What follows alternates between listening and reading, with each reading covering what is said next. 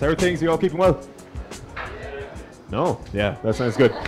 Good to see you all. You're all very welcome to the 42.e Rugby Show here at the back page. Not that off the ball thing as somebody asked downstairs, but I suppose not entirely dissimilar. We'll have a chat anyway. Delighted to be joined by Murray Kinsella of the 42.e and former Ireland head coach Eddie O'Sullivan as well. How are things, lads? All good. Thank you. I suppose the country's only really talking about one thing, and I know you put it on record one time with myself, Eddie, that you are a huge fan of Ed Sheeran. Did you manage to get down to Páirc Uí Chaoimh over the weekend and see the great man in action? No, haven't got to Páirc Uí Chaoimh. I wasn't the person that fell off the building either. And we wish that person well, of course. We do wish that person well. Yeah. I thought it was scary that somebody take that risk to see Ed Sheeran. Well, yeah, I suppose it is. Yeah, it is. It's quite a He's frightening good, cross. but you said to me before he is undoubtedly a talented guy. Yeah, he kicks with both feet, so. He's the pedals. He's just It's true. No, he's versatile. He's versatile. Mary, are you a fan? Not really my cup of tea. My main concern today really was just getting over here. I got lost for about 45 minutes, so stressful day, but Where I'm are here you now. coming from? I was coming from city centre. It wasn't even that far away. Embarrassingly Which side enough. of the river was it? I was coming from south side of the river. Once I didn't want to say that. I was trying to avoid saying Galway and I that. found the place. Yeah. Come on. Yeah. You heard the Google I need Maps, my handheld. You heard the Google Maps, you have. Crossed the river and got culture shock is what happened. Yeah. Which is Well, I'm strange. here. Which is I'm strange here. when you consider you're from Waterford of all places. But there you go. Well, we'll talk a bit of rugby, I suppose, lads. Are we finished with Ed Sheeran? Yeah, we'll get rid of the banter God for early. that. You know what I Thank mean, God so for we that, can settle into the chat. He's the guy with the red hair, isn't he? Ed, yeah, that's Oh, it. okay, Yeah, that's him. Yeah, the Wasn't boy mixing him next up door. with anybody else. No. Well, I suppose, like, Eddie, you've had strong opinions on this in the past, and I wonder, have they changed in any way? But much of the talk this week, which is actually kind of strange because it's leading into a Champions Cup final, is the future of Joey Carberry and as to whether he should move north, south, or stay put. What are your thoughts on it at this juncture? Haven't changed, really. I said last November, because he played so well against Fiji, everyone said, no, he's the second best out half in Ireland after Jonathan Sexton. And I said, well, if that's the case, he can't stay in Leinster. So there was a bit of uproar over that, which you'd understand because Leinster people see him as a Leinster player and he's so important to Leinster. He plays at full back. And look, it's pretty simple as far as I can tell. It depends on what he wants to do. And it's very simple after that. Does he want to play for Leinster? If that's what he wants to do, he should stay in Leinster. If he wants to play for Ireland, staying in Leinster is a problem. And Joe Schmidt has told him that, pretty much. That he can't sit behind Johnny Sexton and be the number 2 Irish out half. So he has to leave. And people are talking about Ulster. I forget about the Ulster thing. That doesn't matter. If the question is, are you going to stay, you're going to go. I think if he wants to stay and play in Leinster, he should stay in Leinster and play in Leinster. But that will restrict his ambitions with the Irish team, I think. And the coach has pretty much laid that out to him. And we said this, he needs to play week in, week out. And not, kind of playing the odd 4-14 game at 10, which he doesn't often do, with Ross Byrne there. He needs to play in the big games, the Heineken games, where the real pressure's on. So, that's it. Now, if he wants to do that, that's fine. But if he wants to play for Ireland, he has to get out of Leinster to do that. Now, where does he go? That's another discussion. Does he go west, north, south? Certainly doesn't go east. Right, that's out of the country. He stays in the country. So, that's where it's at, really. I don't think it's rocket science. The guy, and I understand why Leinster don't want to lose him. He's a fantastic player. But I understand why he probably doesn't want to move, because he's in a very good environment. He's playing with all his friends. They're enjoying themselves. The buzz in Leinster must be off the charts. They're winning most of their games every week. He's part of a winning culture. And wherever he goes, with all due respect to Ulster, Connacht, or Munster, it's not going to be the same. They're all aspirations to go there. So for him, yeah, that's the tough part. But if he wants to put 50 or 70 calves behind his name for Ireland and pop, Lions tour maybe down the track, he's very young. He's got to take a risk and he's got to move out of Leinster. He's not going to get that exposure behind Jonathan Sexton. Yeah, I guess from his point of view, he's still 22, and at that stage, Johnny Sexton was nowhere near being as advanced as he is with his international career. He's happy in Dublin. He's got his girlfriend here. He's got his family around him. He loves playing for Leinster. So, personally, if I was him, I wouldn't be in a major rush to get out. He is playing for Ireland. He's clearly the second choice out half, no matter what happens. But that might change, you see. If, in fairness to Joe Schmidt, who do you think Joe will pick ahead of him? He may have to make a decision about that. He made a decision when Ian Bannigan left, that he was out of the loop. Yeah. You know, Simon Zebo's gone out of the loop since he said he was going to France. And he may have to make a decision that, look, if I need a strategy for the next World Cup minimum, and Carby might not be able to fill that strategy if he's not playing every week. And that's the kernel of it. Yeah, and that's the pressure, I guess. That's tough for Joey Carby to handle. I guess a big point in this is yeah, Ulster winning. It's not that tough either, let's be honest. We're not sending him to Outer Mongolia. You know, it's 100 miles from Dublin, whichever direction he goes, and he's where he's going to be. He's got a girlfriend in Dublin. Listen, people come 12,000 miles across the world to get a job playing rugby. Yeah. So moving 100 miles up the road isn't the end of the world. Like, yeah. I know it's, you know, and I do have to cross the Liffey sometimes as well. What? That's for that. Yeah. But I just think that's overplayed. Like, he's not leaving the country. He's never going to see his parents again. Yeah. You know, we're crying at the airport. It's not going to happen. We have motorways and everything. It's a different environment. It's a different environment. Yeah. It's not the same as Leinster, and I get that. That's important. Yeah. That's not an easy thing to do. He's really enjoying himself. He's in a very good space with all those guys. But this is about him wanting to be at the next level up consistently. And at some point here, Jonathan Sexton retires. Is he the next man up? If he makes that case by going off and playing somewhere else, he is the next man up. Yeah. Yeah, and he could do pretty well out of it as well. I think he's the in a good... stakes are high on this. Yeah, I think they are high. He's also in a good bargaining position. I think he can... If he's going to go, he's going to do well out of it, even if it is for a year. He can demand a bit more with his wages, with his salary. That comes into it as well. Maybe sweetening the deal a little bit. So, and I think that what you just mentioned there is he should go for a year and then assess it. Yeah. Give himself a year, and he might like where he is. It might be great. It might work out very well for him. What's that like from an Ulster point of view, though? Yeah, is that that's another discussion. Then? Where do you go? Do you go to Ulster now? Do you go to Connacht? Do you go to Munster? I think the thing gets conflated when you start talking about the province you should go to before you decide whether he goes or not. First decision, are you staying or are you going? Decide you're going to go. Where do I go? Well, he expressed his desire not to go, but since then Joe Schmidt has come and meet him in a cafe, and someone snapped a photo of it, and everyone's seen that, and he's given him the opportunity again and said, listen, this is still a really good opportunity, and he's probably going to keep saying that to him until he gets the right answer. He needs to see the writing on the wall. Yeah. Which is, if you don't go, it's going to be hard to pick you for Ireland. Yeah, I think that's the message. The risk he takes. And that's his call. I don't think anyone's going to put him on a bus anywhere to go, so you're gone. But if he doesn't go, there has to be ramifications for that. You know, because the coach, and you have to respect the coach's position here. His job is about Ireland. He's got to get the best for Ireland. And, you know, he believes Joey Carby is the next out half. Not maybe just now behind Sexton, but he might see him as the next out half after Sexton. He's succession planning. Yeah. Stuart Lancaster said during the week that you have to do what's best for the player and not the parties involved. But, like, when you... say, Eddie, when you were saying, well, he could decide, I just want to play for Leinster and stay at Leinster, but is there not an argument to be made that even if he was to move for a year or 2 years, at some point he could return to Leinster and just be a better overall player? That this is an absolute 100%. No-brainer because he'll be playing. And that's why I say do a 1 year deal and assess it then. I mean, I understand why Lancaster said what he did, but he's looking at it through blue glasses. Yeah, of course, yeah. You know, like that's the Leinster view on things. He wants him there. But what's best for Joey Carby? Is it playing for Leinster? No, I think playing for Ireland and the Lions is better for Joey Carby.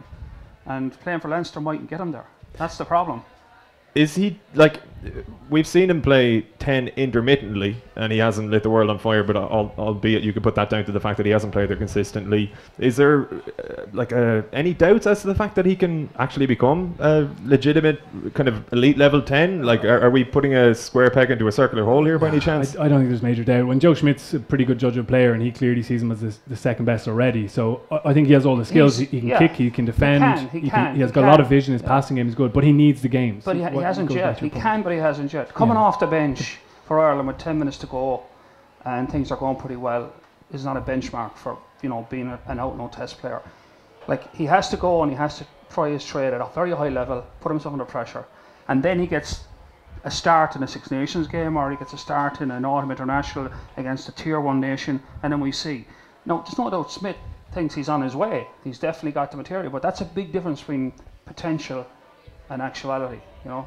Potential energy, kinetic energy, two different things. You mentioned him a second ago, Ian Madigan, and without trying to sort of put a dampener on his career, because he's undoubtedly an unbelievable player. I know you're very fond of his ability as a player. But is there an argument to be made then that maybe he is kind of a cautionary tale in this regard, that for too long he waited behind Sexton and never quite became a sort of the international 10, albeit that obviously there are selection issues there as well with Schmidt and a decision made, but maybe he might have actually like he possibly had a higher ceiling if he had broken into one of the provinces starting 10 consistently at a younger age. Yeah, I think there probably are other examples of that.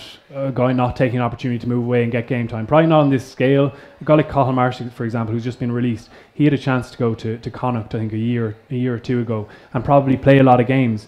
He decided to stay in Leinster where he was happy, didn't get a lot of games at all, and is now being released. So there are other tales, certainly, where players have decided to stay, and it is the culture. Like you say, it's not a big deal, but clearly it is for guys who love playing for Leinster. Well, I'm not saying it's not a big deal. I'm just saying it's not as important as you think. Yeah. In terms of, like, if it stops you from, I'm assuming that Joey Carbery's ambitions are to play as many times as they can for Ireland and potentially play for the Lions. So one thing leads to another. So I know it's a big deal, but him kind of say, I'm staying in Leinster, I'm going to roll the dice here. He is rolling the dice. There is a risk for him. You can't deny that. Yeah, I think we kind of have to wait in this one. Ulster played their Champions Cup qualifier 18th May, so after that it makes it a lot easier decision if they're in the Champions Cup, certainly. So I think we're going to have to wait until we get that confirmation. Fair enough. I predict he'll probably go.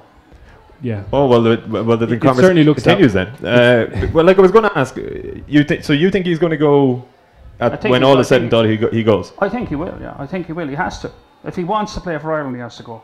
And while you said it didn't necessarily matter right now where he goes, surely if you're looking for sort of optimal return, the decision is obviously important as to where he goes. That's the next decision. What's the best fit for him? But he's got a decision to go. There's no point in deciding where he goes. He's not going anywhere. If he decides to go, where is the best place for him? Where's the best landing spot to your mind? The obvious landing spot at the moment is Ulster, because they don't have an out half.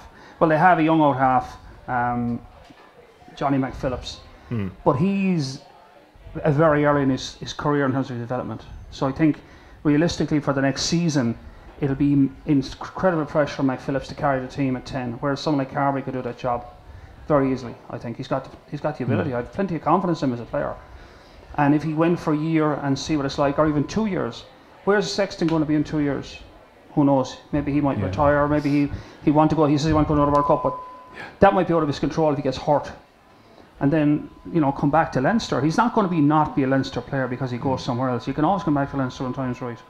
But I think the Ulster one is the obvious one. But then again, Munster, I think their Blendal's injury profile, Keatley has not lit it up this year. It was his best chance to do it.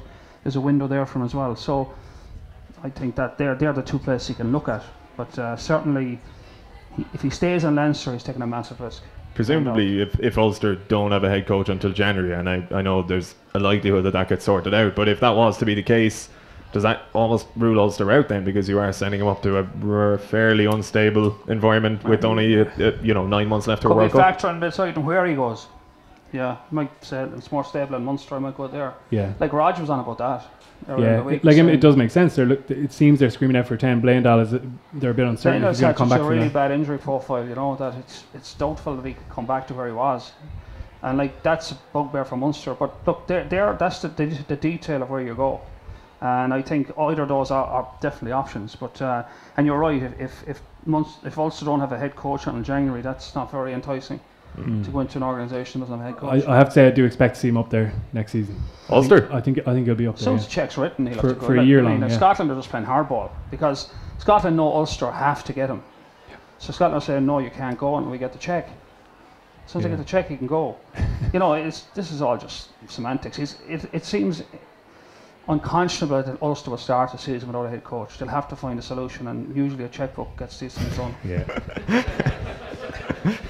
Moving on to the Leinster team for the weekend, I mean, it's likely, obviously, that Carbery will be on the bench. But a couple of interesting decisions supposedly have been made with regards to the starting 15. There was talk that James Lowe was going to get the nod and that maybe they wouldn't require the services of Gibson Park. But now that Luke Mcgrath is, I suppose there's doubts as to whether he can go a full 80 minutes, meaning Gibson Park becomes important and therefore James Lowe drops out, and all of a sudden Jordan Larmour is supposedly starting on the wing for Leinster. Well, when it looked like Luke Mcgrath was back, and he is certainly going to start, I think the obvious thing was James Lowe coming in, but I think now over the last day, certainly just today, it's emerged that Leinster still are going to do a fitness test with Luke Mcgrath. They're not quite sure about his ankle lasting for 80 minutes in what is going to be a very physical game against Racing. The weather conditions aren't set to be too great, slippery pitch with a bit of rain, and and they're just worried that he's not going to get through the game, or he could go down. You know, it's an ankle injury. These things are often uncertain. If he goes down after 5 minutes and Nick Mccarthy comes on to play for 75,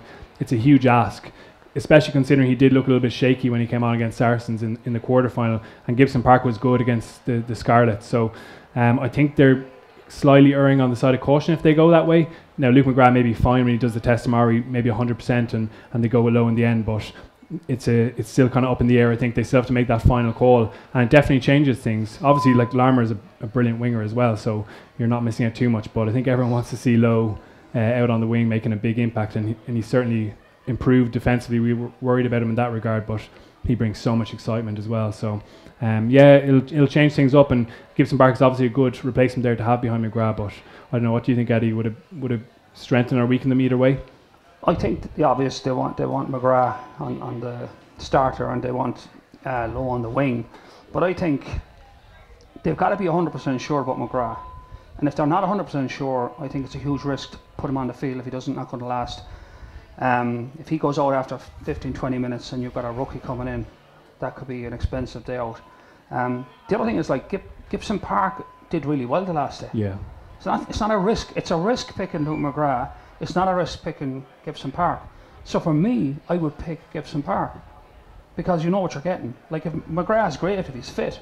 I mean, I think they're juggling chainsaws here with this notion of we'll wait and see. And the problem with that is, and I know this dealing with a player who's injured, and you want to give him every minute to get ready to play.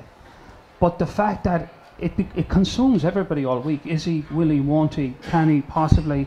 And it just consumes everything about will he play? And then that becomes the focal point. And it doesn't help preparation when you have a player who, like, unless this is just they know he's going to play or he's not going to play and they're just doing this, just keeps us all busy. Some coaches do that, you know, they have great fun with that.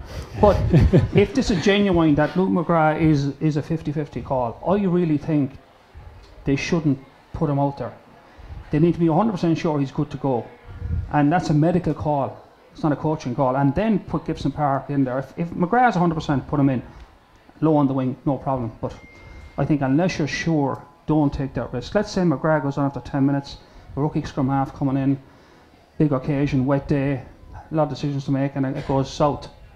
But if they do make the call to say drop Low, have Gibson Park on the bench, start with McGrath, at least you have the reassurance that if McGrath goes down after 10, you've got Gibson Park coming on and he did a job the last day. Like, would you start McGrath in that situation if he's, say, 75%? I've never been in favour of starting players who aren't 100% fit. Right. Because for them as well, like, it's nothing worse for a player going into a game in the back of their head, they know I'm not 100% fit here. So they start to compromise their game. They start to make adaptations around it. Like if you have an ankle injury and you see a half gap and you go, oh, I won't go there because, you know, my ankle. Whereas if he was fit, he'd go for it. And it's a big part of McGrath's game, his breaking around the fringes. Yeah. That if he's got a dodgy ankle and it's in the back of his head, he's going to back out of that when you might need him to go for it. So it's not even fair on the player. And I'm not just picking on him. Any player like that, it's like a player who's got a dodgy shoulder and he's 90% fit. And he's got to line a player up on his right side. He says, I'll line him up on my left. And he gets a knock on the head and he's out the gate. You know, but all those things factor into the player's psyche around the game. So I don't think it's fair to the player who's not 100% fit. And then there's a risk of him not lasting more than 10-15 minutes. So I don't think it's ever a great idea. And the whole build-up then is consumed by will he, won't he, could he, maybe. You know, everyone's watching the team run, is he okay? And it's just... It's not the best. Yeah, it's also just a shame that the non-European player thing has been such an issue every round. Yeah, ideally you want to have your big name foreign players all involved. Yep. And James Lowe is a guy who's on a good wage as well, who should be involved in all these games, and he's had to sit out a couple. It's been a bad planning error, would you say, by Leinster that came to that, or is it better off to have these guys in your squad, have the ability to change things? But can they just afford to operate without him? Have they just shown that? Like, was it almost like a luxury signing, where it's like I always felt he was a luxury signing because, and people didn't like this at the time, I just said, like, Leinster signing a winger, you know, it's like bringing Coles to Newcastle. They had buckets of wingers, and they signed. I'm not saying Lowe's a brilliant player. He's a fantastic player, and he's obviously great energy around the squad, but Leinster didn't really need a winger. And they brought in a guy now that ties their hands in the overseas player rule. I understand where they got him. He's a fantastic player, and I'm sure he's a smashing guy, and everything about him seems good. He's very positive. But in terms of one of the problems I had is that there's some Leinster winger down the food chain is going to lose his contract. who went through the academy, went through the whole system to play for Leinster, is going to get cut because they don't need a slot in the wing. That's the reality of it. So I don't think they really needed James Lowe to start with, and they've proven they can survive without, well, more than survive without him. Well, that's the thing, they might prove it again. And that's not obviously. taking that away from him as a player. I think he's a fantastic player, and you would want him on the field if you could. But this whole European thing becomes a crisis, no management situation, trying to accommodate him in the back line. Yeah, it's tricky, but I'd rather have him in my squad, definitely. I think he's just... You're in love with him, I can tell you. Yeah, he's just honestly, I came back from 6 months away, and like the first match I watched was James Lowe playing for Leinster. I was like, Jesus, I shouldn't have left at all. Keep going. Yeah, so I hope he plays. He has been a part of Leinster's attack, I suppose, again intermittently, but we've maybe not seen him like, obviously we didn't see him the last night, for example. But Murray, you've had a look at Leinster's attack overall, I think, going into the game at the weekend. Well, we're going to come to Racing's line-out defence, which is going to be a big sure. issue. But first, we kind of want to look at some of the Leinster stats from their tries, header scoring tries, and their launch from set piece has been really important. You know, a kind of predominant share of their tries there coming from line-out platforms, 17 tries from there. Their scrum stats have been good. Line-out has been shaky a couple of times, but tries from line-out 17, scrum 5, really good on kick return. I was kind of surprised actually only one turnover try, but when they get a good launch off set piece, they're really good in phase play. I think they've scored the most tries of any team when they've got above 10 phases. They're really good at grinding it out. You remember in Exeter away, what they go through 20-something phases. Well, that's because they have so many strike players. You know, they're pretty much all the Leinster players are good ball carriers, so everybody can actually attack the gain line. There's nobody who's not going to get over the gain line for you, and they can build immense pressure. As you saw against Exeter, one try was 35 phases, another one was 25 or something, and it was like the way Exeter played. They played Exeter at their own game. I remember those two back-to-backs. In my head, I said this is Leinster season for Heineken or the European Cup, because they were so comprehensively superior to Exeter, who are the best team in England. Nobody will argue with that. I know Saracens are close to them, but they were just so comfortable at Exeter that I thought, Jesus, it's going to be partly impossible to beat Leinster this year, and that's the way it's panned out.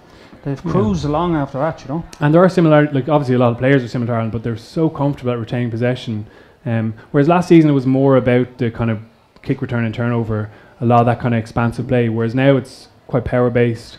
They're really good at keeping possession, and we're going to look at some of the examples from the. And sorry, Mark, before you game. touch that, as well. The other thing is, as well as that power game, they can play east-west as well. Yeah. They've got good skill sets. They've got pace, and if you get narrow against them, they get round you. And if you spread out against them, they go through you. So it's a bit of a nightmare playing Leinster at the moment if they get their tactics right. Yeah, very complete side. Here we're going to look at some of the examples of how they got over the front foot on first phase and gave themselves chances to build a score. This is 10 minutes in, and it's going to end with the James Ryan try. They go, you see these two guys from the front of the line out. They're going to get out across the 15 and create a bit of an overload in that area just behind the line out against the Scarlets. They come off the top and they set up for this maul here. So Scarlets pack obviously commit into that, but you're actually going to see James Ryan turning. He's going to pass off to Luke Mcgrath there. And you've got Levy there across the 15-metre channel already, having come from the front of the line out. He's going to create that kind of tunnel we saw for Ireland, actually, for the CJ Standard try between Levy and Henshaw. And again, they're just looking to sit down those inside defenders and make a bit of a 4-on-3 situation on the edge.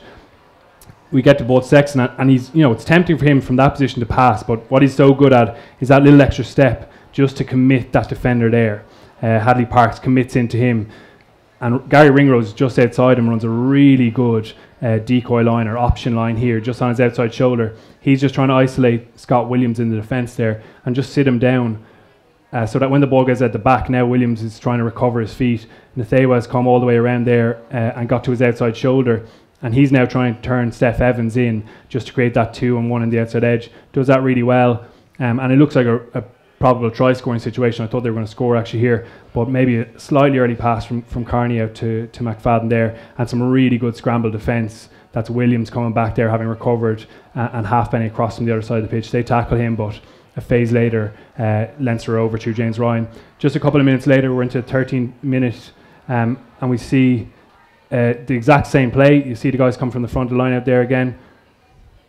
That's Healy and Levy again. Off the top, the little dummy maul at the back to Gibson Park. But this time they just run the kind of mirror image of it. Instead of going through that tunnel, it's Henshaw taking that really direct carry. Makes a really good gain line. You talk about all their physical carriers. That's a prime example of it. And they go into their phase play. We've skipped 2 phases on here, and you're going to see clever little setup. You know, it's a 4-phase power play, really detailed stuff Ireland are well known for. You got Healy in the middle of the pod there with Toner and Ryan, and he's generally not known for his passing game, more of a carrier, but he just turns out the back to Sexton there, and you're going to see Henshaw run this superb line again. He's just so brilliant on those direct lines. Scarlets do recover, but another massive gain line, and they build towards what should have been a try again. Really good stuff off set piece. Here's another example. 23 minutes. They play off the dummy maul again. There's McFadden. He's going to pop off to Henshaw coming on a direct line, get that initial gain line, and a really good breakdown. We've looked at that in the 42 quite a bit. McFadden, and there's Furlong in particular driving off the ball. It's a really interesting little shape now. You've got Ringrose coming up as first receiver, so Sexton hasn't even been the first receiver yet. I think that's been a really positive development in their play. He's got those 2 forwards either side of him, Sexton at the back, and generally you're going to go for the tip onto one of the forwards or back to Sexton. But Jordy Murphy just here, he stays hidden until the last kind of moment. We run on slowly there, and it looks like an inside pass to Cronin there, but Murphy just comes really late. And in fairness to Scarlets this time, they do well to recover, but again, a really good advantage line, really good front foot ball, and they can build from there into that phase play. One of the things we just want to look at, get a bit nostalgic with Champions Cup finals coming up. Leo Cullen back in his playing days, there he is in the line out. There's Redden at the front. This is a classic try. Probably all the Leinster fans here know this particularly well. You've got Heaslip getting across the 15 there. Sean O'Brien's going to run that direct line there. The decoy out the back to Sexton. And he's got options either side. He's got O'Driscoll running that hard line there. Fitzgerald on the inside. Now, we spoke about this before. It's shocking defence from Cardiff. God. This guy here just... The dustbin lid over those guys. But lovely handling. And there's a really good support line, positive support line from O'Driscoll, and goes in for a pretty classic try. When we rewind, or when we fast forward rather, just over 5 years later, Leo Cullen now the coach, you're going to see exactly the same play from the other side of the pitch. There's Luke Mcgrath, the front of the line out. He's going to come around. O'Brien's going to go across the 15 this time in a different role here. And you're going to get Henshaw running that direct line. They don't use a forward in that position this time. Out the back of Henshaw to the 10, which is Ross Byrne here.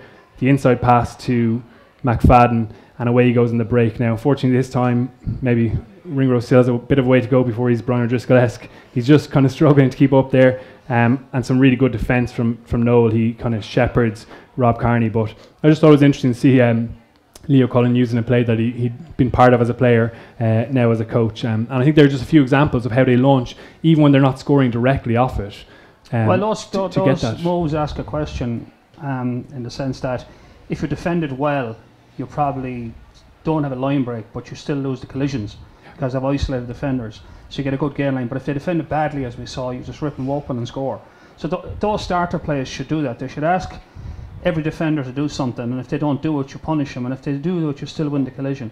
And you see there as well that what they're doing as well, you can run the same looking play, but you have different strike points in it. You had the first one there around the corner, and the second one where they hit up.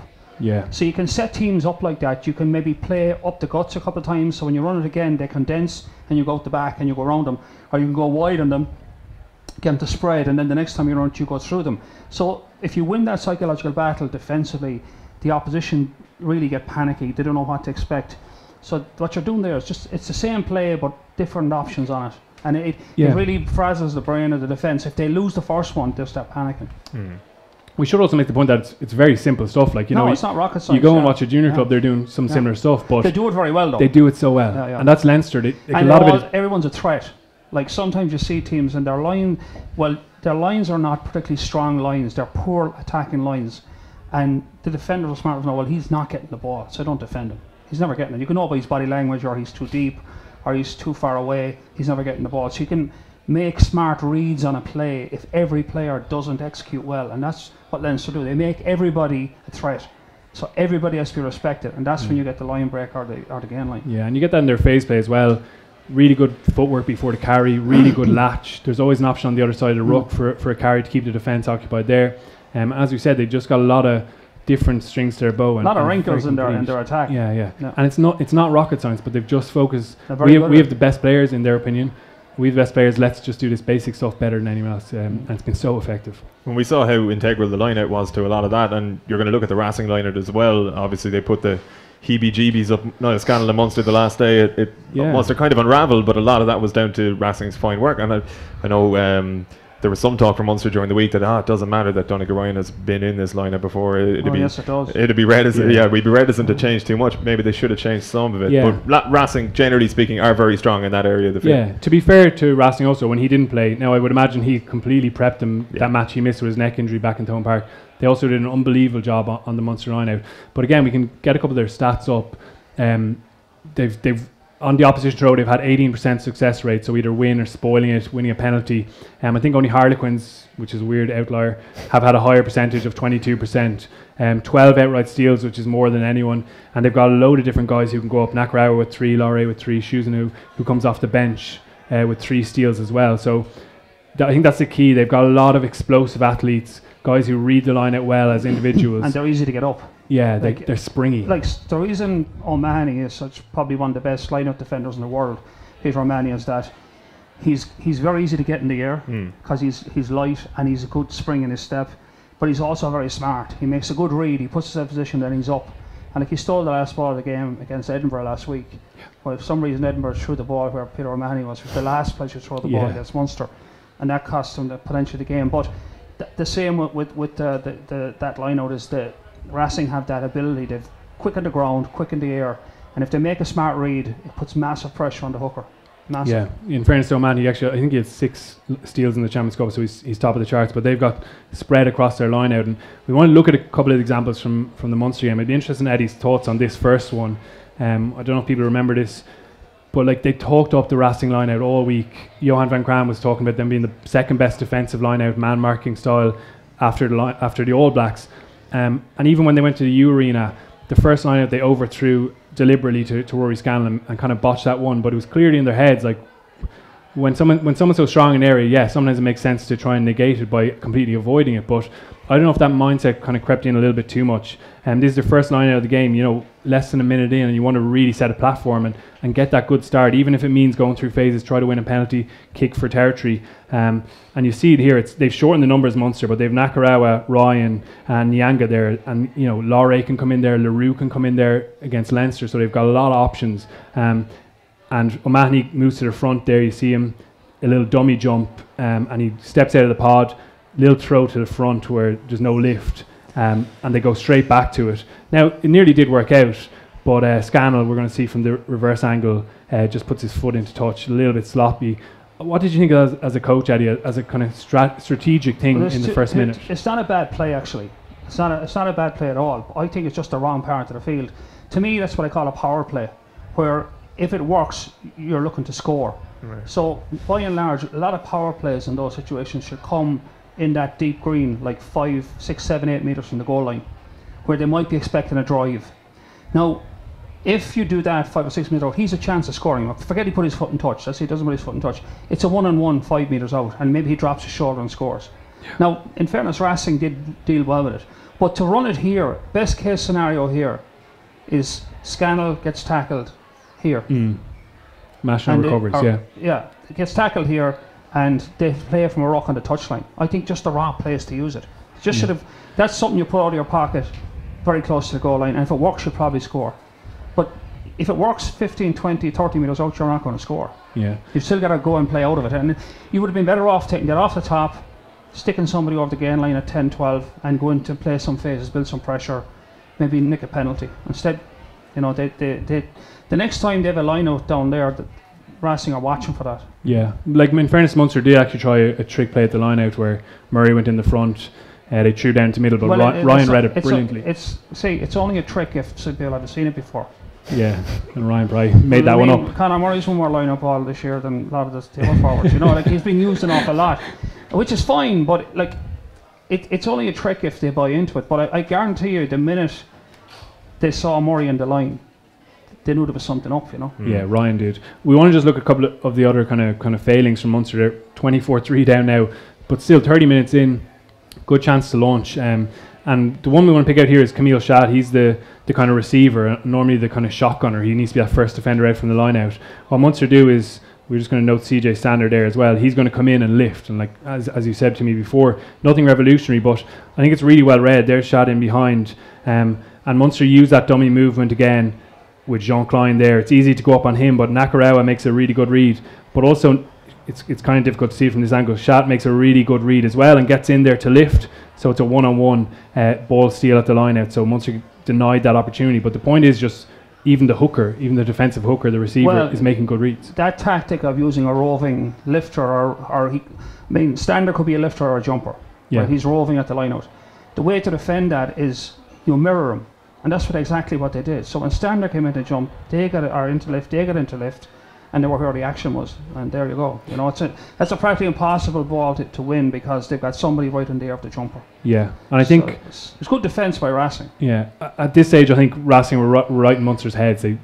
Everything kind of started falling apart. This is a pretty simple one. They go to Jean Klein, and it's supposed to see Jack O'Donoghue coming in there to get them all started, but the play call seems to go awry. He throws down as O'Donoghue's committing into the maul, and it's a scrappy possession, so Munster again can't launch. You see Racing, they're so good at the breakdown as well, just slowing the ball down. And this is, again, back in the 22, O'Mahony goes to the front. They're trying to use that movement to kind of lure the Racing guys forward, but they stay in the middle. There's Ryan again. They don't buy that movement, and suddenly now Munster aren't really sure where to go. It's a kind of panicky situation. They thought they'd pull a pod to the front on O'Mahony. Error upon error. Yeah. Marshall's waiting, and they just go to the front in the end, but it's a complete overthrow and another failing. And then just the last one, still 20 minutes in the game left, and still a chance to come back into it. But again, you have all these defensive line-out options, 5 guys in a full line-out. There's Ryan as well as Shuzanu, and they're covering everything so well, aren't they? They're just, you don't know where to throw to. O'Mahony calls this one on himself, but Shuzanu is going to get up just in front of him and get that steal, and that's pretty much the game over.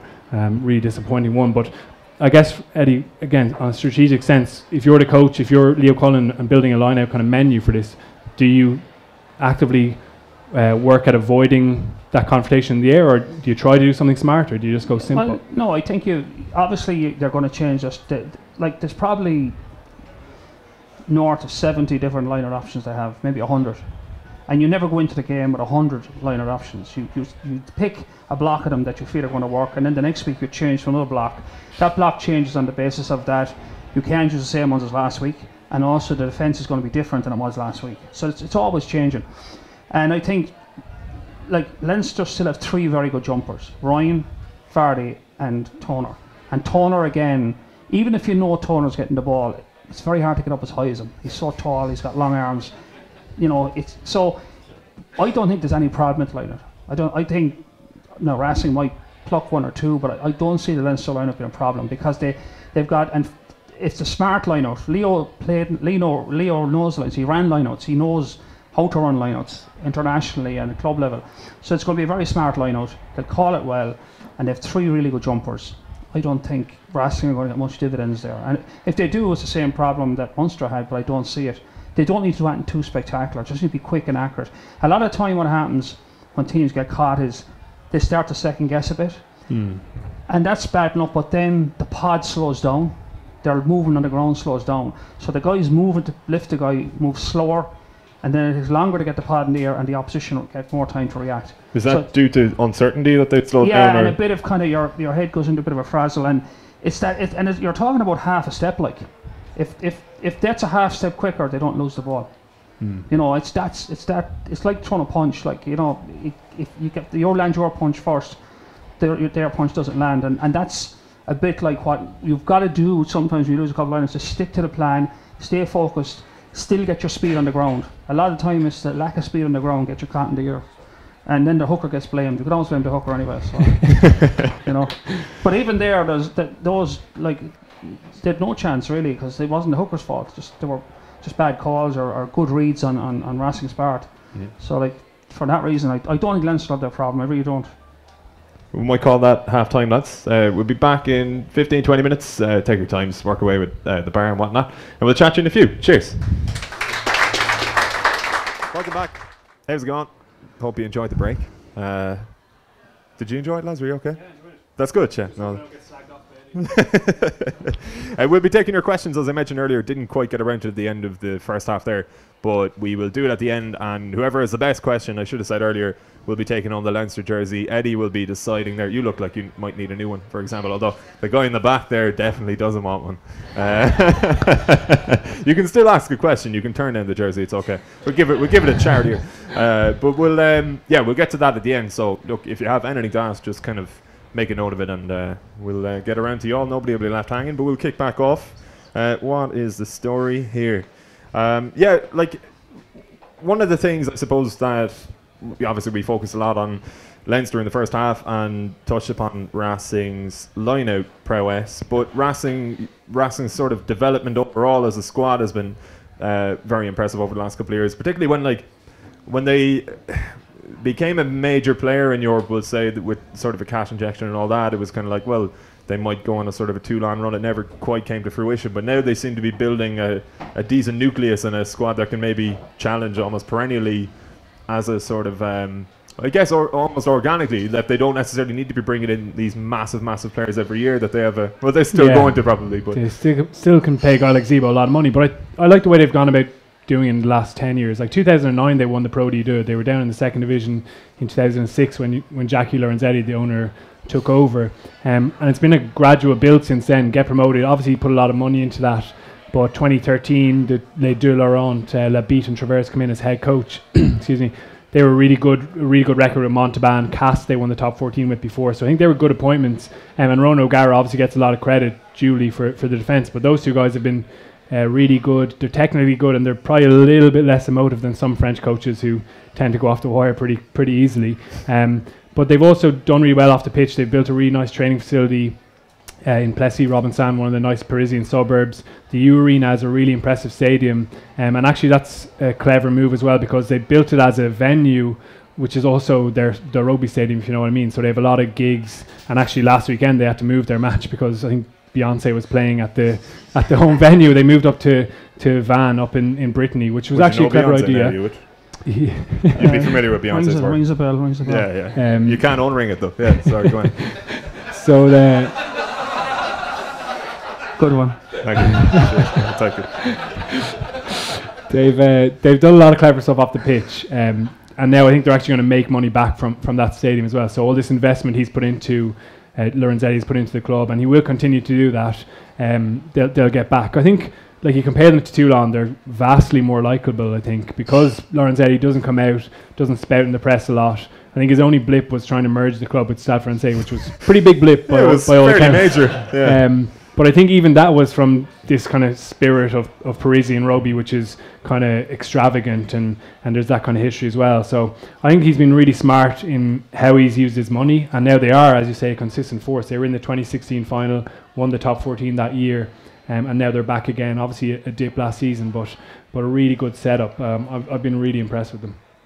Like we've seen with, say, Clermont in the top 14 a couple of times. They've taken some hidings off Toulon, and which was the game that sort of put the fear of God into Munster in a way, where Toulon put 50 odd points on them. But Racing also did that to Clermont, like, as in and I suppose they showed in the first half against Munster as well, like, when they get going, like, they're incredibly difficult to stop. Are we in danger of, because this has been almost a procession for Leinster, granted they've put in an enormous amount of effort to get this far, but they haven't really, like, nobody's come within an ass's roar of them, if we're honest. Are we in danger of almost overlooking Racing a little bit going into this final, because it's like the red carpet has almost been rolled out that we've thought Leinster are going to win all year? Yeah, I think that was certainly the case for the semi-final. I think probably everyone underestimated Racing. Probably not Munster. I think they looked a bit overawed by it a little bit, but I think there was an expectation kind of that Munster were going to go over there and win and set up that All-Ireland final, but I think that was probably a little bit disrespectful to Racing. Certainly they've got all the core elements, like their defence is really solid. They've fix their discipline to a degree. We're going to look at the stats in a while. They do tend to dip off in games still, but they're working hard on that fitness element, and they start like a freight train. They're so strong. Actually, I don't know if you can bring up those stats on Luke, but that's one of the key areas for Leinster, because like Munster were finished after 20 minutes realistically.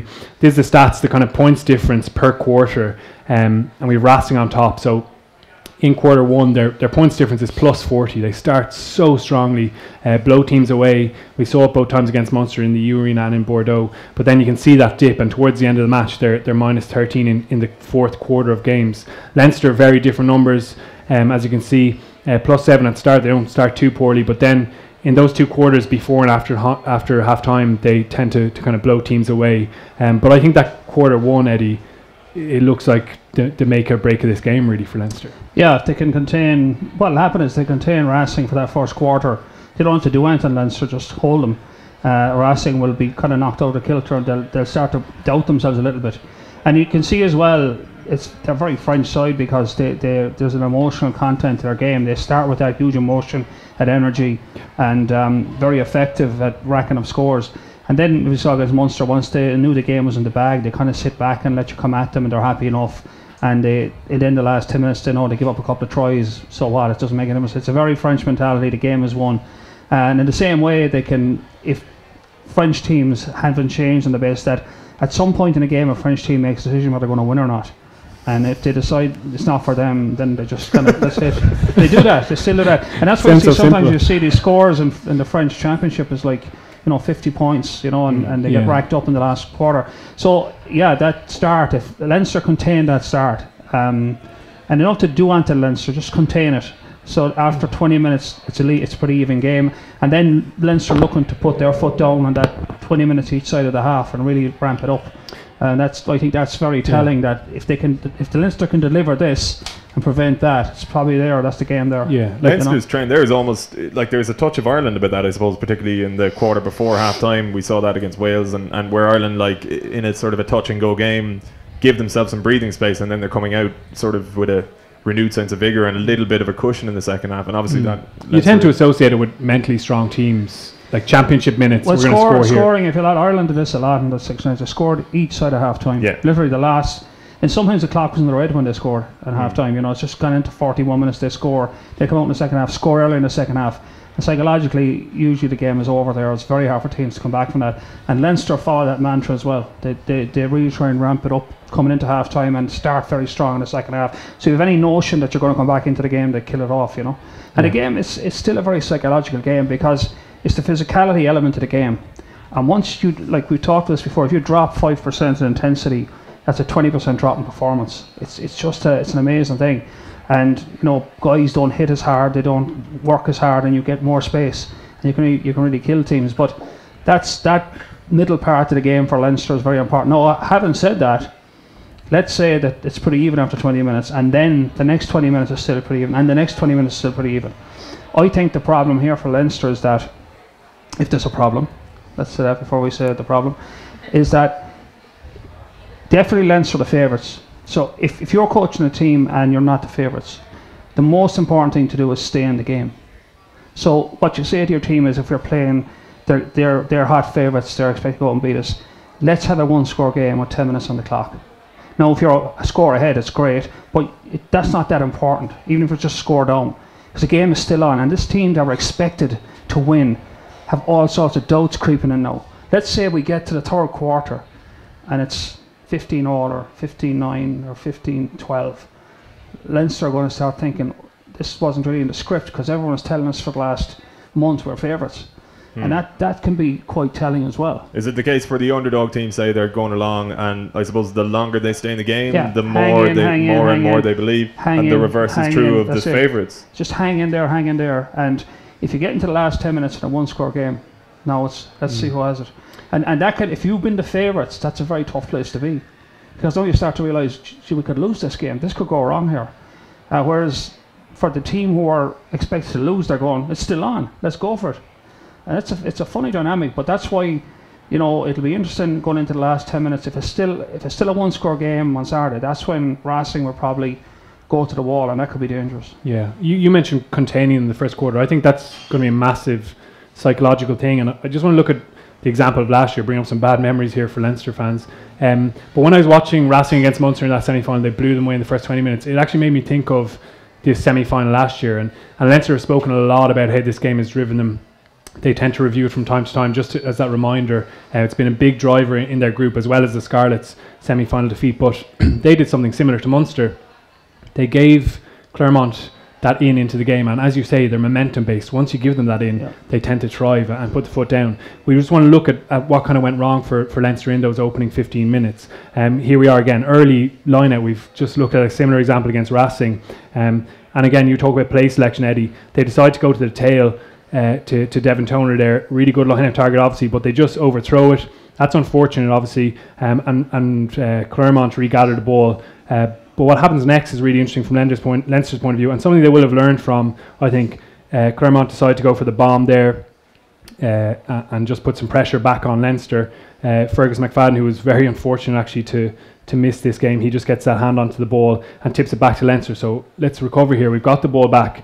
I don't think you'd see Leinster do this season. Ringrose beats a tackle there, has a chance just to set up the ball, but he instead kind of opts for this very high risk chip kick away and gives the ball back to Claremont again, and that's just something they thrive on. All the French teams, just one pass out to Dave Streddle here, and he's going to burst all the way down the pitch in the 3rd minute. It should have been an attacking situation for Leinster to put some pressure on, but they compound the error, and we roll on a couple of phases later, and Leinster just get a bit tight on the outside edge of their defence there. It's Ringrose again actually, and Parra makes this lovely double skip pass to the outside edge, skirts around them, little chip ahead, and Yato's pace takes them clear. So you've already made that big error. Now it's about selling yourself into the game, not compounding on top of that. What happens next is pretty disastrous. So they go with a wide, 3 passes in a row to get to the outside edge, Claremont, but Leinster are actually in a pretty good position here. You know, you've got 2 on 2. Just go back on that there, Murray, sorry. Roll back. It's actually, when that pass released, just as he releases that second pass over the top. Keep going. Right there. So This one. look how narrow the Leinster defence is. Like, you've got 50 metres of space there. They've got 2 attackers. Luckily for Leinster, is that ball doesn't go to hand. If that ball goes to hand, I think they're around the corner. If it doesn't go to hand. Yeah, they get a bit of a let off. It doesn't go to hand, and they're in pretty good nick. But Nathawa just sits back on his heels a little bit, and then compounds the error again. He grabs onto the jersey there, and he's going to get a yellow card for that penalty offence. And Claremont go to 10-0. We're not even 10 minutes into the game. So they're down to 14 now. And again, it's just don't build on errors and errors. They go for another throw to the tail in their own 22 this time, all the way over the top. And Claremont snap up that ball. Yeah, pretty depressing. That was a big sigh, was it? And a couple of phases later, again, same mistake. Obviously, their numbers down here, but it's just that narrow edge on the defence. And Parra Levy gets caught ball watching for the same. Yeah, the thing is, I don't think Dan Levy now makes the same error. I don't think, he gets a little bit tight there. Here. He's just even then he's a little bit tight, but at the same time, he just tracks the ball as it leaves the guy's hands, and it's a no shit moment when it gets outside him. But if he's looking out there, you can't look in or look out. You've got to keep your head in a swivel. If he looking out, he can get a little more width, and he doesn't get caught. He doesn't get beaten by the ball. Particularly if you're a forward on that outside channel. Like, if you're fast, you don't have to be that smart about defending, because you can cover it with your pace. But if you're a forward, you've got to be very smart about how you defend that channel. Yeah, so there's technical errors, there's tactical setup errors there, but I think the overall point is, and I do think Leinster have learned massively from this. I think they're so far beyond where they were. We talked about this again the last night we were doing this. It was that the Leinster had this concern about their defence out wide for a while.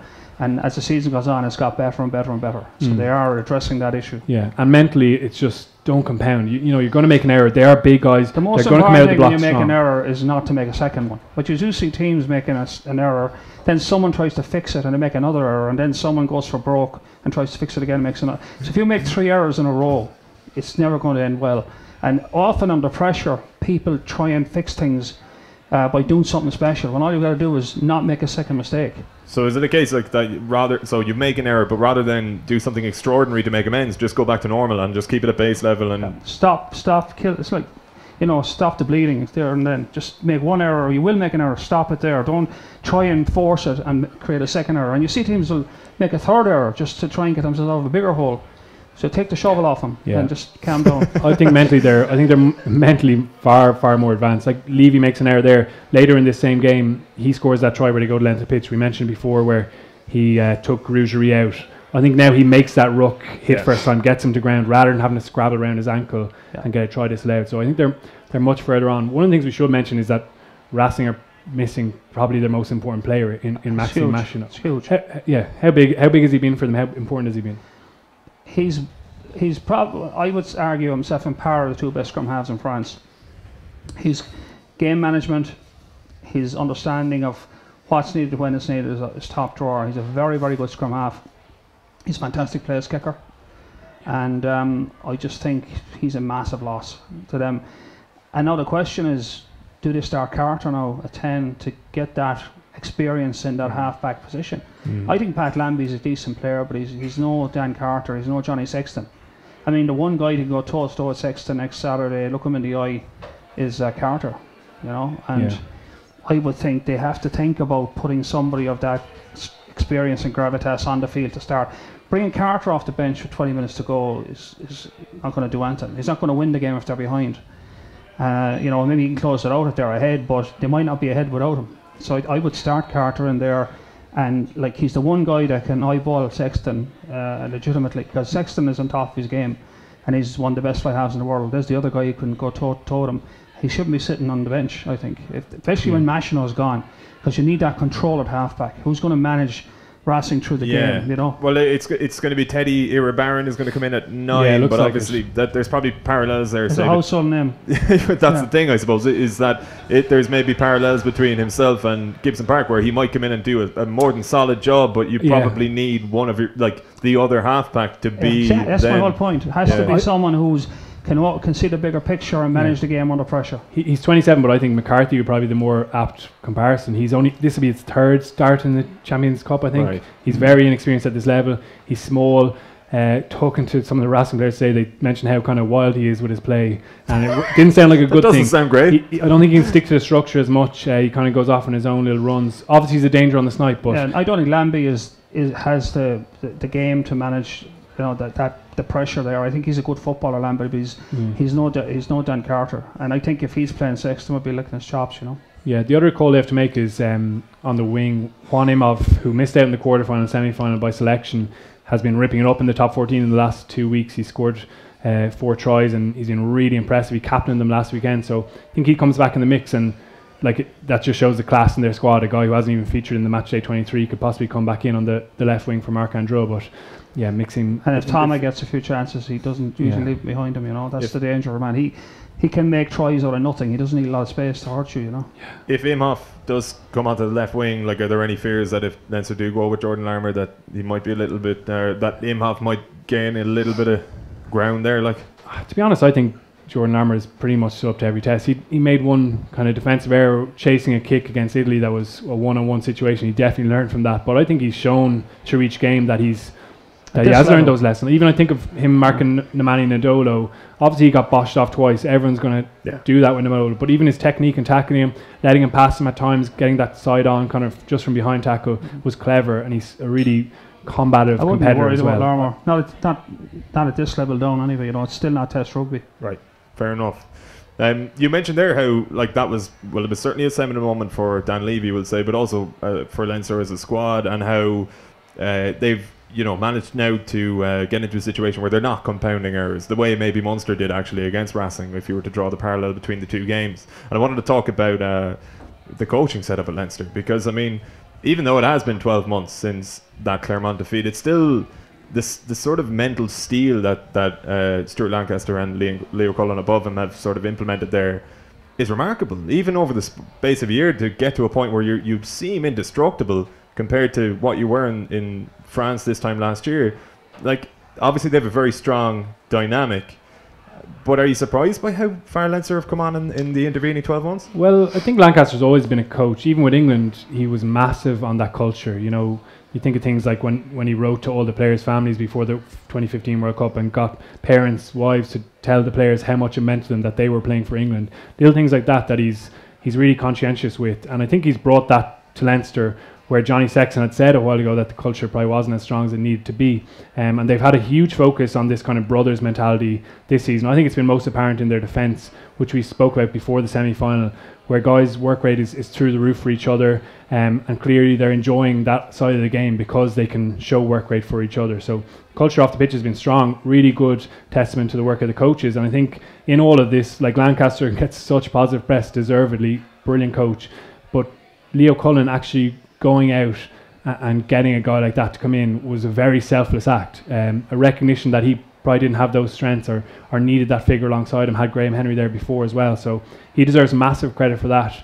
It could have been such a tricky situation. It could end up Leinster forcing someone on him, but he went and got Lancaster, and it's been absolutely brilliant for the province. Particularly, I suppose, when given the fact that when Lancaster did come in, I know like there are Leinster fans here today, I'm sure not everybody was like, yeah, that's a great acquisition given how it ended with England. But obviously Lancaster, I mean, he speaks about the Clermont game last year and you can hear the pain in his voice, and he's very open and honest in how he deals with England's World Cup debacle under him as well. He seems to have a remarkable ability to sort of respond to adversity, and I suppose given Leinster were responding to some sort of adversity at the end of last season, he's a good guy to have around the setup as they march towards a Champions Cup this year. Yeah, I think he's quite a caring individual. Like he has personal touches with all the players. He's sending them clips, like Johnny Sexton, for example. I'm sending him those Tom Brady clips, reminding that a guy can play until 40. I'm not sure if that's going to happen, but and Joey Carberry won't be too happy with that either. But stuck up in Belfast for 8 years.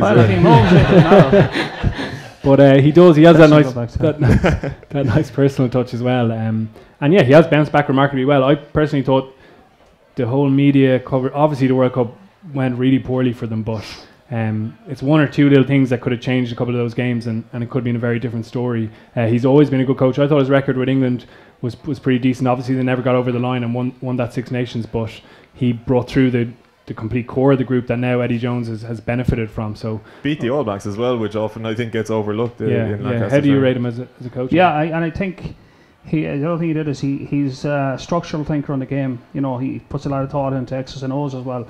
I saw him doing a review, a defence review there after one of their games against Ulster, and his thinking on the game is quite structured. You can see Leinster do play to a fairly structured shape, despite the fact that they have so much talent. They do know what they're doing every step of the way. They're not making it up as they go along. Now, sometimes when they're 30 points up in a Pro 14 game, they do, but then it doesn't matter. But in the big games, when they need to be very focused and clinical and exactly know what's required at the time, they do that. And that's obviously changed, and that's the precision you're talking about. That when you are smart and you make the right decisions at the right time in the right part of the field consistently, you know, for 80 minutes, whether you're on your own goal line or on their goal line, and in between, you do get that bulletproof look about you because you have that sense of confidence. You're doing this, you do it well. And Leinster have a fantastic squad now as well. The talent is fantastic.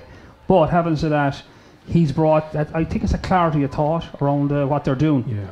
You know, and then the culture side underpins that, that's for sure. Well, it's interesting to hear a guy like James Heaslip say the two best coaches he's worked with are Joe Schmidt and him. I think that speaks volumes, but the combination has worked really well while Lancaster's doing that brilliant technical coaching. Danny Kerr was telling a good story about when he came through at Leeds Tykes.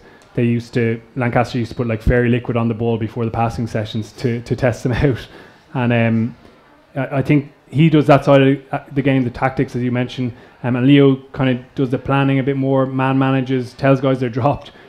Comes and deals with the media by saying often very, very little or nothing at all. But he deals with that kind of annoying side of the role that Lancaster probably didn't enjoy when he was with England. So it's been a really good combination. You touched upon him earlier on in the first half, but obviously Luke Mcgrath has kind of quietly become integral to this Leinster setup. Obviously, like it's a pivotal position, scrum half, but I think because of the hype, all of it justified that's around Conor Murray, maybe McGrath's own development hasn't quite gotten the the plaudits that it's deserved. I've heard you argue in the past, Murray, that when he burnt me on the inside over in St Michael's in 2011, that was the makings of a great player, and it's certainly seemed that way since, you know. Yeah, his star has risen since that day. I remember analysing that clip. This guy's good. Yeah, that got a lot of press coverage as well. But he's been absolutely excellent. I think we can get his stats up for the Champions Cup this season. And he's obviously off the pitch. He's a very important leader. I think there was a moment when Johnny Sexton kicked that ball against Saracens when he was running back to the halfway line. Maybe just lost the head a little bit. And it's Luke Mcgrath goes over to him and just tells him to simmer down as Johnny Sexton was approaching the ref again to argue. From a long way away though. Yeah, right? yeah. And he's a clever guy off the pitch, but on the pitch he's been such an important part of their attack. You can see there the try assists 6, so he obviously any scrum half is going to get a lot of assists, putting guys over the line, but he's beating defenders 15. He's making clean line breaks 7, and anytime he's been there, they've just been a little bit more steady. I do still think he has again room to improve with his kicking game, the consistency of it. his passing off his left-hand side. But there's so much to like about his game, and we're going to look at a couple of examples here. You know, Racing are losing their key scrum half, Leinster getting their guy back, and these are some of the things that he brings.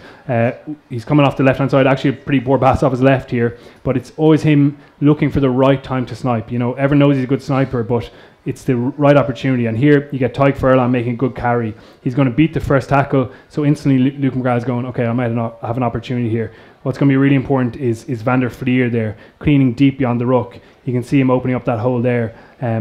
And this Glasgow player here has expected that fold around the corner, but it's not coming. So that's ideal opportunity for Mcgrath. Now, in fairness to Glasgow, they do fold late and fill up that space, but he's so robust, even for a small guy. You see him ride the tackle here. A lot of guys would have gone down there, and a lovely little, probably not even necessary, but a nice little flick out the back of the hand just to look good and put them on the gain line. Even when he's not making breaks, his little snipe is really important. We spoke about the Leinster phase play, and it can be tough for forwards to do all that phase play, you know, another carry, another pick and jam, but he's always looking for that opportunity. You see here, he's going to get Devin Toner just pushing on beyond the back of the ruck, that little snipe over the top, and he's never going to make the clean line break there, exit or recover, but valuable meters when you're going through those phases. Another really important part of his play, he's coming from the base of the ruck here, is his support play. Really good off the ball. You see him just there, he's got a real good shove from the Glasgow 8, but he's never going to accept that. He's never going to go to ground because he wants to stay alive ahead of the ball here and create that overlap when Lowe makes the break. There he is, popping up. He's burned a couple of his own teammates as well as some of those Glasgow players, and accepts the ball inside. And again, actually, he gets that cheeky little offload out the back of the hand, and they're away down the pitch. But that consistency in his support play has been really important. It's important for any scrum half, but I feel he's really accelerated in that instance, in that aspect of the game rather. Here you're going to get a lovely little tip-on pass from James Tracy, the reserve hooker, who's really good in that department, as are all the Leinster forwards, as well as the carry. They have those little technical skills. He does it late to the line, so that Levy's power is even more useful because the defenders have less opportunity, obviously, to react. Oh dear God! I think our TV is about to turn off. Seems to have been oh yeah, so good.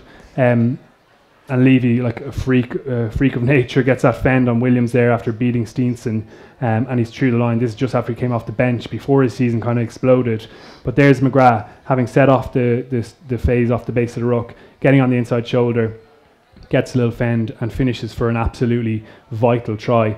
As well as his attacking game, I think he's an underrated defender. The Leinster lads all talk really positively about him in this area. Again, he's a small guy, but really important role. It's Ringrose here trying to tackle Slade. He looks like he's gone to ground, but Slade just pops up off the ground again, and he gets the offload away to Jack Noel there trailing. And McGrath's job is in the backfield. They defend with that 13 in the front line, 2 guys in the back, so 15 and 9 generally. There's a 15, and McGrath's kind of swept across from that side, so they're trying to cover the whole field in behind. And it's not a big shot here. Oh, our TV's gone there. It was actually such a big shot that we couldn't show it to the audience. He doesn't get he doesn't get a huge shot on, but he's covering that space in behind, and he's really good in behind there. You know, he's really good in the one-on-one tackle. Yeah, we're going to see the tackle. It's really that good, and he just gets enough on him to slow Noel, and then he's back into the line there again, looking for more work. And this is the final example. You see him there in the backfield. Again, they're on that 13+2. Carney's back here, so they're covering all that space in behind. And when Saracens go wide, they're going to use a quick screenplay off Farrell in behind those 2 forwards. And Bosch is going to get some width on the pass. And although McFadden does well to recover there, he's got Mcgrath coming up from the backfield just to combine that hit. Really solid shoulder onto the contact. And that's just his competitiveness. You see it here again. This time he's up in the defensive line, and you're going to see him get in for a choke tackle. Again, really aggressive, bites onto the ball there. For a small player, he's so combative, and I think having him back is, as long as he comes through that fitness test, is really important for Leinster. Racing lose their 9, but Leinster get a huge game with him. It'll be interesting, Eddie. What do you think for the Australia tour? Does a guy like that need to start a test? Yeah, probably, but at the same time, it'll depend if like he's playing very well there, and he's done well when he's played for Ireland. But the question is how he'll tour. If he's going well on tour, there's a good chance he might get a run for one of the tests. But again, the coach is going to see it through the prism of, if I put this guy in, it's one thing for me to experiment this guy. He's got to deliver when I put him in there. So he's got to feel he's ready for it, and you get that feeling in camp when he's there. But it wouldn't be on the bones of possibility that he'd get a start, particularly if he finishes out the season strong.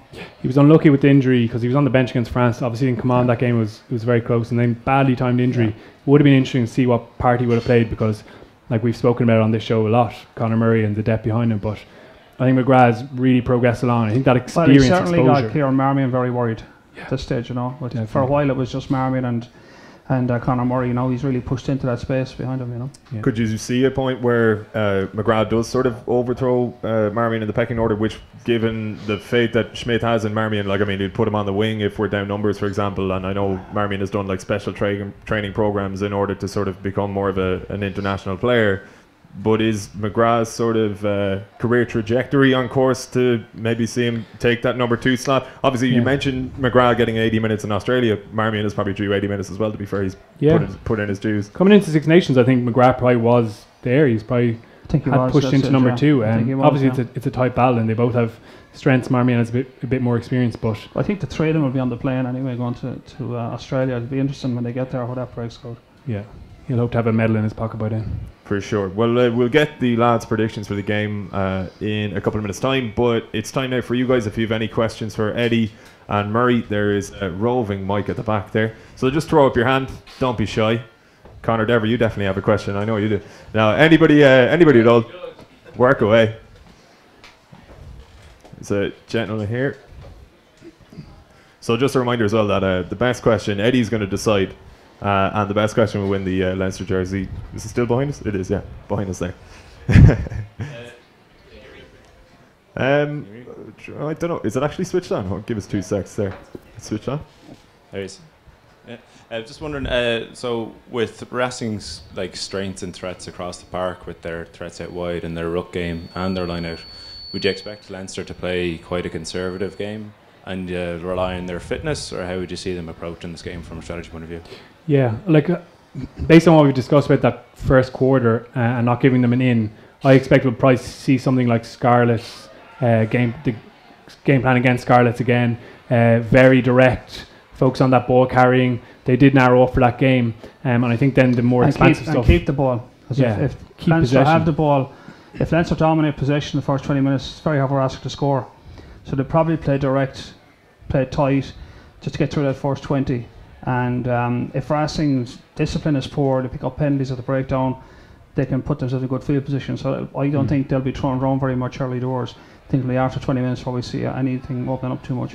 There's still good enough decision makers there that if they can the do it opportunity anytime they beckons, want, we know that, but maybe not to start that game and just hold on to the ball as much as possible and make Racing defend a lot in the first 20 minutes rather than get them a chance to attack a lot, which Munster did. And that didn't end well. Yeah, and probably a bit of kicking from Leinster as well. They have that string to their bow as well with Sexton, his accuracy. Certainly McGrath's been a little bit off at times with that, but I think they'll kick to compete and generally just try and pressure Racing with that kind of style of game, definitely. Cool. Anybody else? Doesn't have to be about the game at the weekend, by the way, anything at all with regards to Irish rugby or rugby generally or Ed Sheeran or whatever. No, let's leave that at home. Yeah, I'll answer those. My question is, so obviously we've spoken a lot about Joey Carberry going to Ulster and getting starting time there, but the fact of the matter is we've got 2 10s who are currently starting, playing week in, week out with this most likely sub scrum halves for Ireland, who have played 20 something games each and both kick over 70%. When are we going to see Jack Carty and Ross Byrne get a look in internationally? I think Ross Byrne actually was quite close to making the squad for the Six Nations. That's the word from Ireland camp anyway. I think Schmidt was kind of reluctant to take 3 out halves, which would obviously left Leinster in a bit of a pickle, even with all their depth. So he wanted to leave him there and get a bit more experience. I think he will come into the mix a bit more, but I don't know. I'm not sure that Schmidt is fully convinced that his ceiling is as high as some of those other guys. Jack Carty probably struggles for consistency still, I think, to convince the national team coaches. I mean, his instinctive skills, his creativity are really exceptional. He's scored some great tries, but there's been other games where he's missed touch a few times. Little errors like that can really sap momentum out of a team. So I think he's still a little bit off, even with the potential and attacking quality he has. I think there'll be a good indication when he picks the tour squad. What out halves he brings? He'll bring Sexton and bring Carberry. Sort of third out half in the squad. Who would that be? Yeah, you know, I don't think it'll be Ian Gately, to be honest. I think on his form middle of the season maybe, but I think his form has dipped. So I think he's probably going to maybe look at a third option. And Byrne has earned yeah, it. Byrne could be the guy that'd go. I think out of the two of them, probably Byrne will get the nod because of what you said about his consistency, you know. And he has played for Leinster a lot at 10 this year. The interesting one is what would have happened if Tyler Blandall was fit, because he was in an Ireland camp last January or December and is now qualified on the residency. He obviously hasn't shown that he can be that world class out half that Munster hope he will be. The clock is ticking for the World Cup. Yeah, you know, I think he needs to play soon. But and not just for Munster, he needs to play at the next level up to find out. Yeah, it is a worry. Like I think that's why the RFU are really continuing to encourage Joey Carbery to move, because if he doesn't go and get those games, then you get to another situation like 2015, which Ireland have said is never going to happen again, where a key player goes down and there's a major worry about the guy coming in, or a big gap in terms of experience. So it's definitely an issue that needs to be resolved. At the same time, though, even if Carbery moves, like he's going to have to start presumably 10, like maybe 2 tests in the summer and give him a couple of runs out in November again. Like, because if Ireland are challenging for Six Nations and trying to beat Southern Hemisphere teams, he's not going to be starting over Johnny Sexton anyway. So how do you give the guy proper elite level international experience without playing him 10? Yeah, we mentioned here before that hopefully the third test in Australia, if they can get a job done the first 2, is a chance, or even the second test if they can get a win in the first. You have to take that chance at some stage. And Joe has spoken about this tour being the chance to experiment or try different things. Six Nations time obviously is your strongest team, strongest foot forward all the time, and go for that Grand Slam, and it paid off. So this tour is the one. I don't think anyone will hold it against Ireland or Joe Schmidt if they gain that kind of experience out of it while not winning 3-0. So for me, it has to be the opportunity for a scrum half start and an out half start for someone who's not Conor Murray and Johnny Sexton. Anybody else? Oh yeah, here we go now. So my question isn't necessarily for you, Gavin, it's mainly for Eddie. So there's a job vacancy open in the west of Ireland, obviously, and one of the two of you might obviously be involved in the conversation. I'm not going to say which one of you it is at the moment, but if it's not going to be one of you, who would you like to see in the role, and what do they have to do to get back to kind of the level that they're playing with under Pat Lam? What do Connacht have to do? Yeah. It's hard to know, because I think the year that they won with Pat Lam was a kind of a special year. It was about a Leicester City year. They certainly achieved more as a group than the sum of the parts, which is just, and a lot of things went well from. I think the problem with that, and it was great that they won, but the problem with that is expectation around that is very, very high. So maybe patience as well around it not getting near that is very thin. But I still think Connacht are punching below their weight this year. Like they are last season, they didn't play as well as they could have. I suppose it's an indicator that they've left their coach go after a year, that there was something askew and that they feel themselves. But I think like Connacht to win another Pro 14 would be a big tall order. But having said that, they should be like further up than they are. But to do that, they need to probably go back to where they were. They need to find a way of playing that they all buy into. Like Pat Lam decided to play one way, and he stayed at it and he stayed at it, and it's kind of interesting attack. It was a 3-channel attack, you know, forwards out wide and ball in the middle, and he stuck with it the whole way through, and they won the Pro 14. They don't seem to have that sort of vision at the moment how they're playing. They need to go back to something like that and play to a kind of a structure that suits them. But remember, look, Pat Lam's first year in charge was slightly worse than Kieran Keane's, and they stuck with him, and it took another 2 years for it to come to fruition. So I think they've got to go back to basics, find out what suits them well, how they should play, and then kind of go for it and stick with it and build confidence around that. And that's the way back from. Is it something that you would be interested in? Is it? Got a thermometer, have you? Just check the temperature, because hell might freeze over. Hell might. Before I'd be offered that job. Yeah, but I think someone like you. I'm open to job offers. Yeah. It's just like, don't think there's one going to come from those precincts. Yeah, Give them a call. Which would be a shame if that was the case, because I think they do need to get back to that identity of Connacht rugby. I think they've wavered away from it. I think the culture that they had built up has massively declined in the last year. Certainly the talk out of camp is that Kieran Keane was very unpopular with the players, that there was no relationship there, and all that work that they'd done to build up the kind of grassroots screen shirt thing to be is fair to wasted. Keane, I still go back to the fact that there's two parts to it. I'm not disputing that things didn't go well for him. Probably to define that, and it must have been.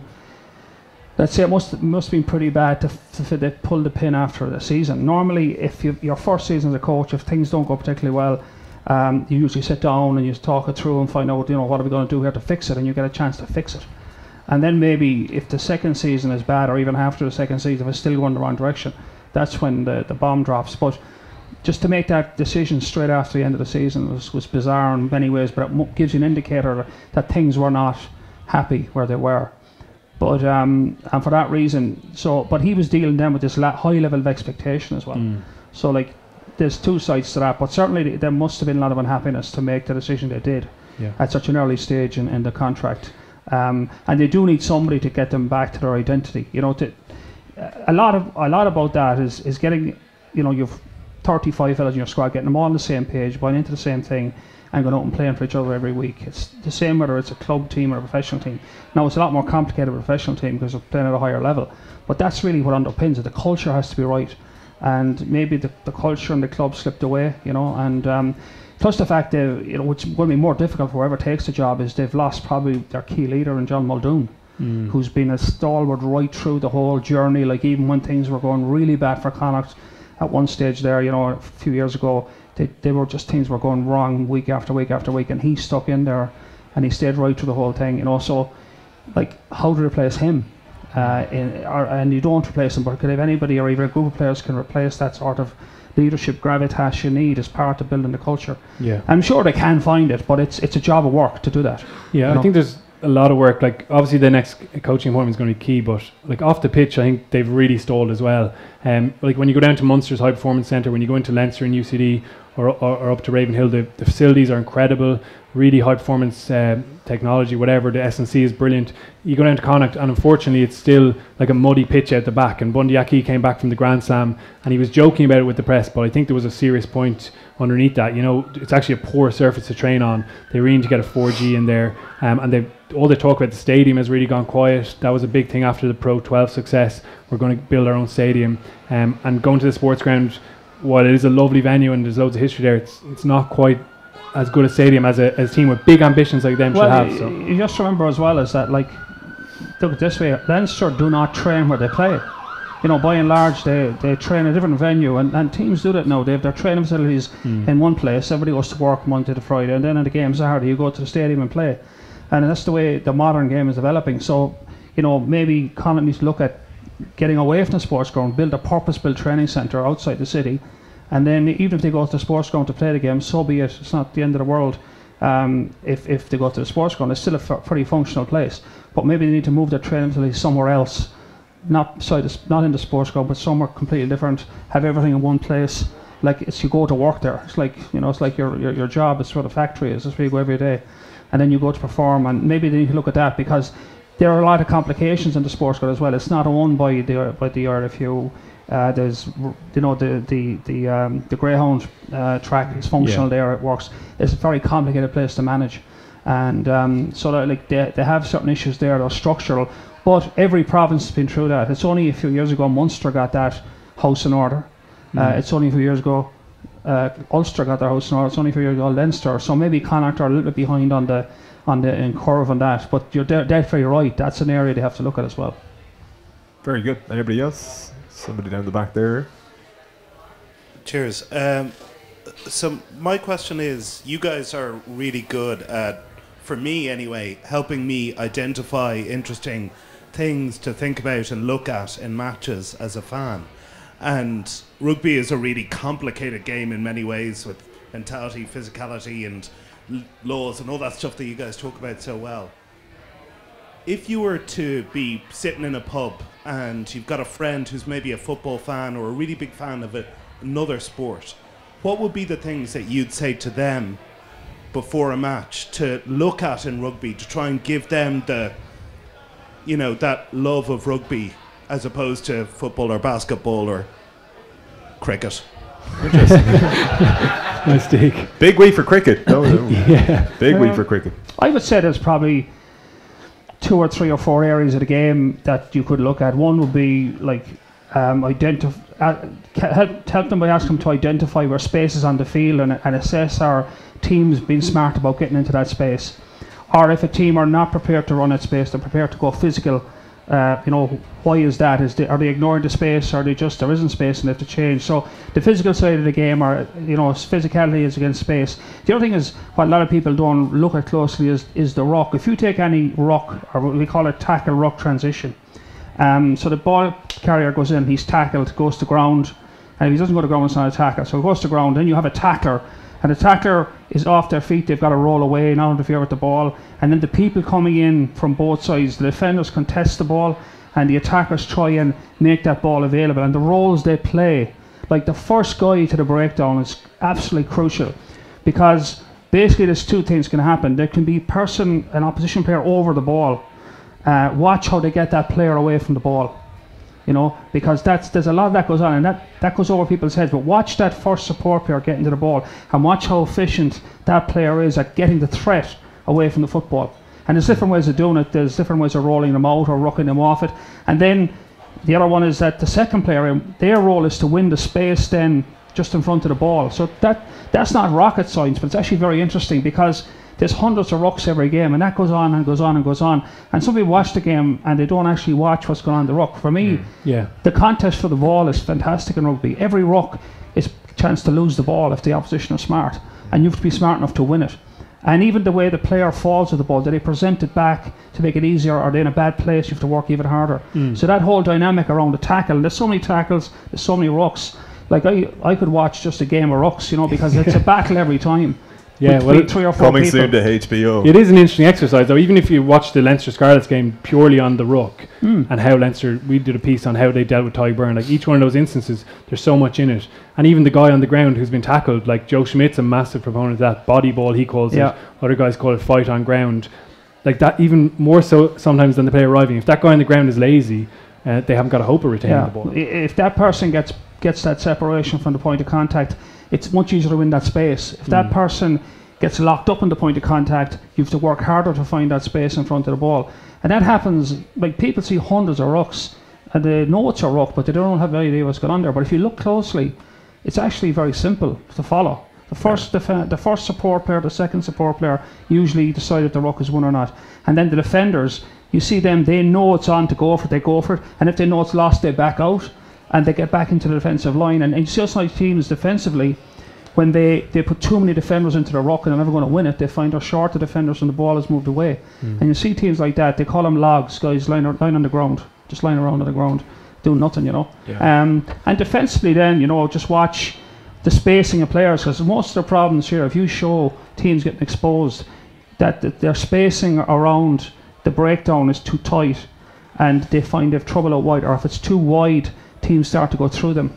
So the other things to watch for, the defensive spacing, the battle for possession at the ruck, and generally teams either using like a battering ram to get over the gain line or attacking space to get over the gain line. Yeah, and those are the things, like it's very basic, but Leinster will be talking about a lot of that stuff. The only other thing I would add is probably like off the ball work. When I was playing rugby, I'd certainly just focus on exactly what I was doing. I didn't think about what was going on around me, but like since I've stopped playing and watching the game more, I think that's the part I've enjoyed more, is picking up which guy actually off the ball helps the guy who made the line breaker, helped who scored the try. Sometimes it can be a guy hitting a ruck, clearing a jackal off. Other guys, it can be someone with a decoy line, or even a bit of animation where they're kind of calling for the ball out wide. Little things like that are hard to pick up live. In fairness, you need to be watching games back a bit, but teammates appreciate all that stuff massively. But yeah, we could go into the ruck for about 40 minutes and then talk about that. So do it in a new show. I mean, like, the questions are for these guys, but I don't mind volunteering an answer to that as well. I think you need more Murray Kinsellers and Eddie O'Sullivans to actually break the game down. That's the honest to God truth. Anybody else? Say that again? Can you hear me? Hello? Oh yeah, last one, no problem. So Wayne Barnes is the ref at the weekend. He's an interesting character and makes some interesting decisions. Do you think the team that win it will be the team that manages him the best? I think my experience with Wayne Barnes is the interesting thing about Wayne Barnes is if you understand the guy, which is always good to understand the referee, the person you're dealing with. He's a barrister by trade, so he's invested in the law. He understands the law. He knows the law. He knows everything about the law. there's two kind of problems that can emerge with him. One is he struggles when a game becomes very frantic. And I mean, if it's a really run and gun game and there's ball flying everywhere and play a lot and there's a little bit going on off the ball as well, like late tackles or people getting taken out of rucks and it gets frantic, he struggles with that. And often he'll blow the whistle just to stop the game so he can figure out what's going on.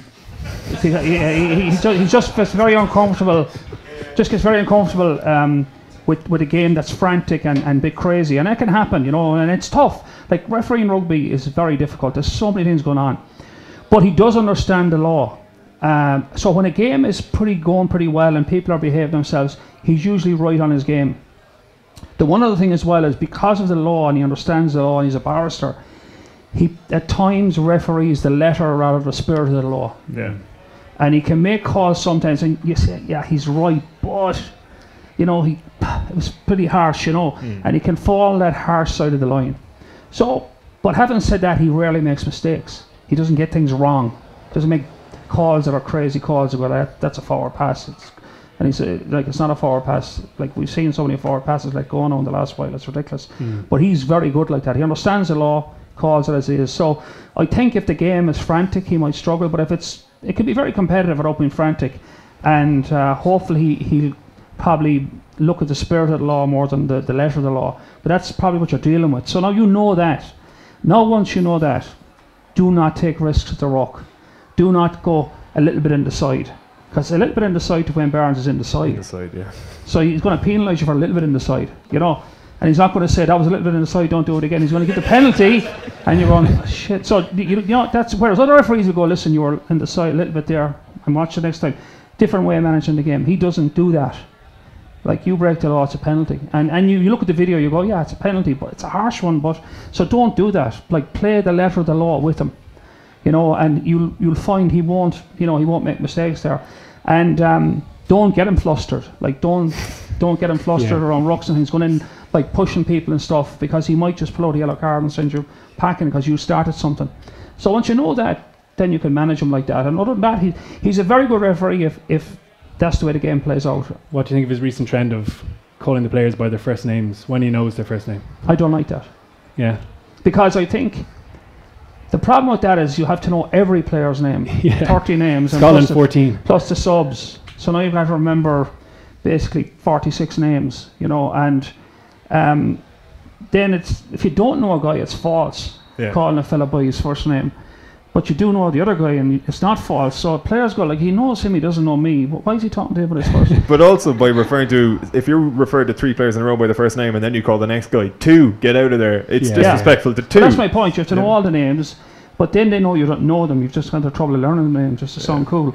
So, well, to be fair, you know, I remember I just think you don't have to use names at all. Like, I just don't. But it kind of sounds hip, and I know the guys and their buddies. Well, he did. In the Grand Slam game in 2009, I think it was O'Driscoll's try, where he goes upstairs and it was Romain Poit was the TMO, and Wayne Barnes is like, Poit comes on and he's like, Romain, it's Bonzi, and I'm just thinking, who else is it going to be? You don't need to announce yourself, not least by calling yourself Barnesy. You know what I mean? I mean, if it was anybody else, I think Roman would be pretty confused. You know? Also calling him Romain, he didn't even bother learning Roman's name. But there you go. So that is the questions, lads. We'll get the winner of the jersey in a second, but very quickly to finish off. Leinster win for both of you this weekend? I think Leinster win by 8 points. Oh, that's a cushion, a decent cushion. Eddie, are you as optimistic? Yeah, I'm thinking 10 actually. Oh Jesus! Yeah, I think that when he said a misconversion, I think they'll get it. But I think, look at it this way: if Leinster were to lose on the weekend, it would be hugely disappointing. And the best that everyone believes. And I saw an exercise which is someone did today, and I often do it myself. Is you sit down, you pick the best 15 players from the starting 30, and you see how it breaks. And I looked at it today, and I wouldn't disagree with it, but there was 10 Leinster and 5 Racing players, so I think Leinster have the edge for sure. So if they don't, very disappointing, but I believe they won't leave behind them. That sounds good to me. We'll go through the questions. It was, so do Leinster go with a conservative game plan? When do Jack Carty/Ross Byrne get a chance in Irish Green? Connacht, how do they return to the level they were under Pat Lam? This is terrible handwriting. Would you say, how would you convert a sort of a football fan or a fan of another sport into becoming a rugby fan? And finally, our friend Barnsley, is there any question there that tickles your fancy? Does anybody get the jersey? We can hang on to it till next time if you want. I think the question about explaining the game to a non-rugby person. Nice one. Yeah, there was a gentleman down the back there somewhere. Lovely job. We will sort you out in a couple of minutes. Folks, that's all we've got time for. Thanks a million for joining us. Hope you enjoyed, and enjoy the game over the weekend. We'll all be rooting for Leinster, no doubt about it. Even me. And you. It should be a good one. That's it. Until next time, have a good one and take care. Cheers. Cheers.